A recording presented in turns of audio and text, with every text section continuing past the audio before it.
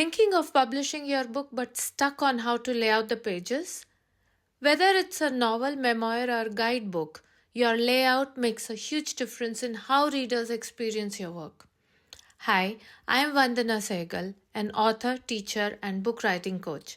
In this video, I will walk you through the key elements of book layout, even if you have never done it before. Let's get started. First, let's define what book layout actually means. It is the process of organizing your text, images, and elements on the page for readability, consistency, and aesthetic flow. A good book layout includes 4 aspects: trim size, margins and bleed, typography, and finally, page elements. What does trim size mean? Trim size just means what size will your book be when it's printed. Think of it like choosing the frame before hanging a picture. Let me give you some examples. For fiction, it is 5 by 8 inches, for non-fiction 6 by 9 inches, and for workbooks, it is 8.5 by 11 inches. When I was working on my children's book, there was a lot of confusion in my mind what the trim size should be. While deciding the size, I had 2 objectives clear in my brain. My primary objective was enhancing readers' experience. I wanted children to hold the book easily, and when they open it, it should be comfortable to manage. And my secondary objective was cost efficiency. The printing cost gets high with wastage of paper.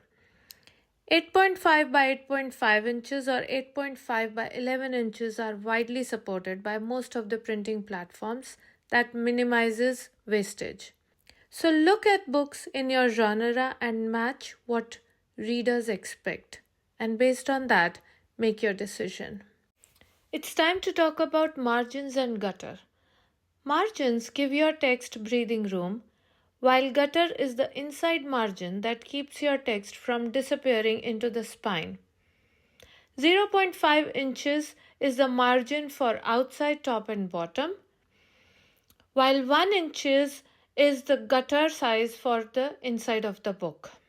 New authors have confusion around the font style and size. Fonts are the voice of your book. Readable fonts make a huge difference. The best fonts for body text are Garamond, Minion Pro, and Georgia. On the screen, you can see the acceptable font sizes and line spacing. Which is your favorite font? Or is there any font that you totally avoid? Write in the comments. I am eager to read them. It's time to talk about page elements, which include page numbers, headers, and chapters.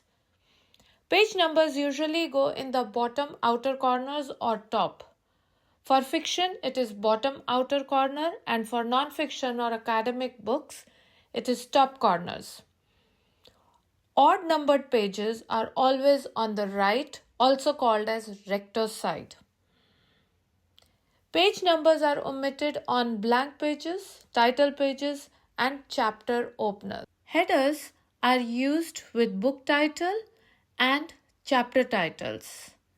Headers appear at the top of the most pages, except on chapter openers, title pages, and front and back matter. Chapters are opened with chapter titles. Chapter title starts on the right-hand pages with consistent styling. Chapters always start on a new recto or the right-hand page, even if the left-hand page is left blank. It's important to keep a consistency in styling the page, taking care of the font style and size, spacing before and after the title, and giving the chapter names. While setting up the pages, it is important to take care of widows and orphans. In writing and formatting, there are 2 main approaches that are used to avoid unbalanced lines and improve the overall appearance of the page. Widows and orphans refer to single words or short lines that appear at the beginning or end of a paragraph, with the rest of the sentence appearing on the previous or the next page or column. Bottom balancing, on the other hand, involves adjusting the lengths of paragraphs so that the last line of each paragraph is approximately the same length, which can help to create a more cohesive and visually appealing layout. Many authors and typographers have strong opinions of which technique is best to use, with some advocating for the use of widows and orphans to avoid leaving single word or lines at the top or bottom of a page. Others argue that bottom balancing is a more effective and aesthetically pleasing solution. I suggest you go with your instinct and do what pleases you aesthetically.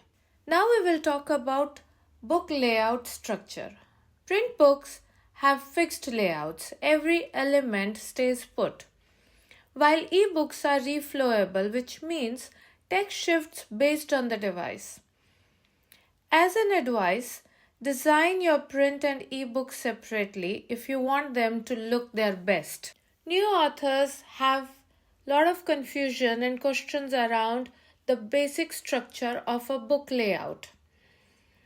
Now that can be divided into three sections: the front matter, body matter, and back matter. Front matter includes title page, copyright page, table of contents, preface or introduction. The body matter involves chapters, subsections, and graphics or diagrams if there are any. The back matter includes acknowledgements, bibliography about the author, and index page if it is non-fiction. Keeping these in mind helps your book look professional and flow well. Book layout is where your manuscript becomes a book. You need to focus on trim size, clear margins, readable fonts, structured chapters, and other elements like front and back matter. You don't need to be a graphic designer, just start with the basic and stay consistent. Some of the writers cannot hire a graphic designer to lay out their book, and these simple steps can help you in learning how to set your book. If you are working on a book right now, challenge yourself to open it tonight and set your margins and fonts like I just talked about. Start simple, the polish will flow. That's your crash course in book layout. If you found this helpful, hit like and subscribe for more tips on writing, self-publishing, and book designing. You got some questions or want me to cover a specific topic?